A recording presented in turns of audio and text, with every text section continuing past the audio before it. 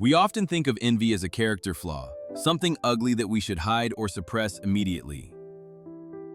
When that familiar bitter feeling rises in your chest upon seeing someone else's success, the immediate reaction is usually shame. You might tell yourself that you should be happy for them, that you are a supportive friend or a good colleague. You might try to bury the feeling under a layer of forced positivity, pretending that the pang of jealousy never happened. But this suppression ignores a fundamental psychological truth. Your emotions are not random, they are data. Envy, specifically, is a very precise form of information.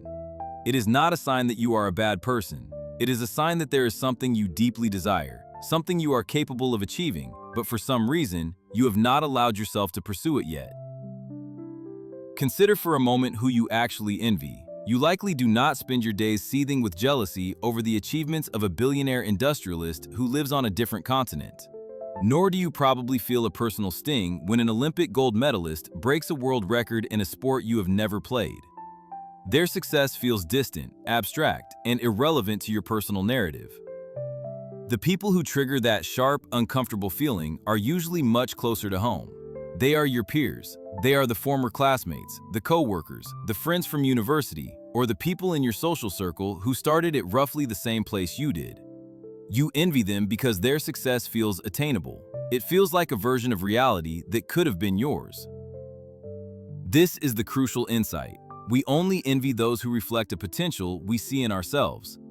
The pain comes from the gap between where you are and where you believe you could be.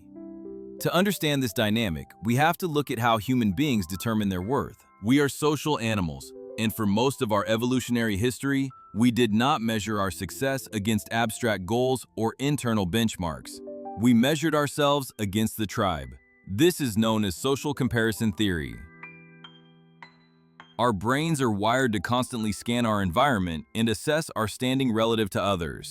This mechanism was essential for survival in small groups, where status often determined access to resources and safety.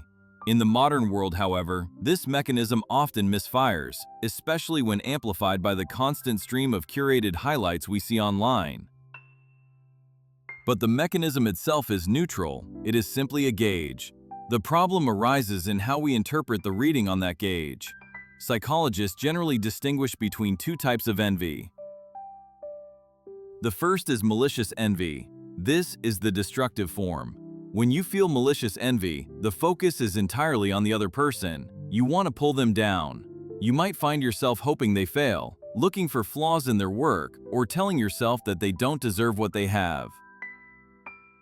This type of envy is rooted in a scarcity mindset. It operates on the belief that success is a fixed pie, and if someone else takes a slice, there is less left for you.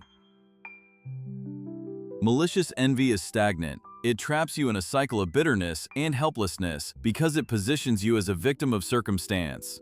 You are not taking action, you are simply reacting to someone else's life. The second type is benign envy. This is the constructive form. Benign envy feels different. It still stings, and it is still uncomfortable, but the focus shifts from the other person to the object of their success. You admire what they have achieved, and crucially, you believe that you can achieve it too. This form of envy acts as a motivational engine. It highlights a desire that perhaps you were afraid to admit to yourself. Instead of wanting to tear the other person down, benign envy inspires you to level up. It turns the other person into a model rather than a rival. The transition from malicious to benign envy is one of the most powerful shifts you can make in your personal development, but it requires a willingness to confront your own shadow. In our daily lives, these dynamics play out in subtle, often unconscious patterns. One of the most common manifestations is what we might call the luck defense. When a peer achieves something significant, perhaps a promotion, a creative breakthrough, or a happy relationship, our immediate defense mechanism is often to attribute it to external factors. We tell ourselves they got lucky. We say they knew the right people, or they had unfair advantages, or they just happened to be in the right place at the right time. While luck certainly plays a role in life, relying on this explanation is a way to protect our ego. If their success is purely luck, then our lack of success is not our responsibility. It is comfortable, but it is disempowering. By dismissing their agency, we unknowingly dismiss our own. We convince ourselves that effort doesn't matter, which gives us permission to stay exactly where we are, safe but dissatisfied. Another pervasive pattern is hate watching or doom scrolling. You might find yourself repeatedly checking the social media profile of someone who irritates you or makes you feel inadequate. It seems counterintuitive to voluntarily expose yourself to something that causes pain, yet we do it compulsively. This behavior is often an attempt to find a crack in the armor. We are looking for something to criticize, a flaw that validates our malicious envy and proves that their life isn't actually that great. We want to see behind the curtain to reassure ourselves that we aren't missing out. However, this habit only reinforces the scarcity mindset. It drains your mental energy and directs your focus outward, toward things you cannot control, rather than inward, toward the things you can. Every minute spent dissecting someone else's life is a minute stolen from building your own. We also see this dynamic in how we react to the leisure or happiness of others. Seeing photos of a friend's perfect holiday might leave you feeling unexpectedly drained or heavy. It is easy to dismiss this as simply being annoyed by vanity or oversharing, but if you look closer, the specific trigger usually points to a specific deficit. If you are exhausted and nearing burnout, seeing someone relaxed on a beach feels like an insult. If you are feeling lonely, seeing a group dinner triggers a different kind of pain. The irritation acts as a mask for grief. We are grieving the needs we have neglected in ourselves. The intensity of your negative reaction to someone else's joy is often directly proportional to how much you have been suppressing that same desire in your own life. The challenge, then, is to stop wasting this valuable emotional data and start using it. We need to stop viewing envy as a sin and start viewing it as a map. If envy indicates the direction of your potential, then ignoring it is like throwing away your compass because you don't like the terrain. You can learn to convert this heavy, toxic emotion into fuel for ambition. This process requires honesty and a bit of analytical distance. It asks you to separate the person you envy from the trait or achievement they possess. A practical way to begin this work is to engage in an envy audit. This is a private exercise meant only for your eyes. Identify a specific person who triggers that pang of jealousy. Write down their name. Then, ask yourself what specifically about them bothers you. Be granular. Is it their money? No, usually it is more specific than that. Is it the freedom their money buys? Is it the recognition they get for their ideas? Is it the confidence they display in public? Once you isolate the specific trait, you can detach it from the person. You don't actually want to be them, you want the attribute they are displaying.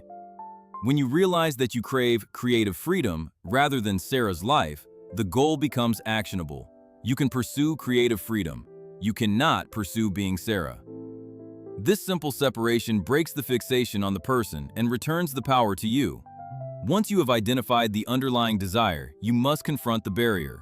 Why do you not have this thing yet? Malicious envy answers this question with blame. I don't have it because the system is rigged, or I don't have it because I'm not lucky. To move toward benign envy, you must answer with responsibility. It might be that you have been afraid to take the risk. It might be that you lack a specific skill set that you need to learn. It might be that you simply haven't prioritized it. This is a harder conversation to have with yourself, but it is the only one that leads to growth. When you accept that the gap exists not because the other person is evil, but because you have work to do, the envy transforms into a to-do list. Another practical tool involves managing your environment to reduce unnecessary inflammation. If you have an open wound, you don't keep poking it. Similarly, if you are currently fragile regarding your career or your relationships, constantly exposing yourself to triggers that spark malicious envy is counterproductive. It is acceptable to mute or unfollow accounts that make you feel terrible about yourself, not out of spite, but out of self-care. This is not about burying your head in the sand. It is about lowering the background radiation of comparison so you can focus on your own path. You are clearing the noise so you can hear your own signal. Treat your attention as a limited resource. Invest it in creators and peers who trigger inspiration, the "I can do this too" feeling, and reduce exposure to those who trigger hopelessness. There is a common myth that secure, successful people never feel envy. We look at people who seem to have made it and assume they have ascended beyond these petty human emotions. This is false. The capacity for social comparison is hardwired into our biology. The difference is not that high-performing individuals don't feel envy, it is that they process it faster. When they see someone succeed, they might feel that initial prick of competitiveness, but they pivot almost immediately to curiosity. They ask, how did they do that? Instead of, why them? They treat the other person's success as a case study to be learned from, rather than an injustice to be mourned. They understand that someone else's light does not make their own path darker. In fact, it often illuminates the road ahead.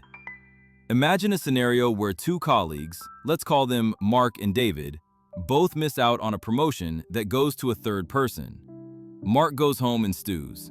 He lists all the reasons the new manager is incompetent. He complains to his partner that the company doesn't value real work. He feels better temporarily because he has externalized the failure, but nothing changes. 6 months later, he is still in the same role, more bitter than before. David feels the same initial disappointment. It hurts, but he admits to himself that the new manager has a skill for public speaking that he lacks. He feels envious of that ease in front of a crowd. Instead of sulking, David signs up for a workshop to improve his presentation skills. He uses the envy as a diagnostic tool to identify his weak point. 6 months later, David has improved. He didn't get that promotion, but he is now ready for the next one. The emotion was the same for both men. The outcome was defined by the processing. It is also important to recognize that envy often strikes when we are closest to our own breakthroughs. The resistance is strongest just before the expansion. When you feel that intense jealousy, it is often because you are standing on the edge of your own potential, but fear is holding you back. The person you envy has simply stepped across the line that you are hesitating at. They are a mirror of your unlived life. If you can stop throwing stones at the mirror, you can step through it. So as you move through your week, try to catch yourself in the act of comparing. When the bitterness rises, pause. Do not judge yourself for feeling it. Instead, get curious. Ask yourself what this feeling is trying to tell you about what you want. Acknowledge that the scarcity mindset is a lie. The success of others does not deplete the reserves of possibility available to you. There is enough room. Ultimately, envy is a compass. It points unerringly toward the magnetic north of your true desires. It tells you what matters to you, even when you are too afraid to admit it aloud. If you ignore it, you remain lost in a swamp of resentment. But if you read it correctly, if you follow where the needle points, it will lead you out of the swamp and toward the life you are actually meant to be living. The question is not how to stop feeling envy, but whether you have the courage to listen to what it is saying. What is the one thing you are envying right now? And what is the very first, smallest step you could take toward it today?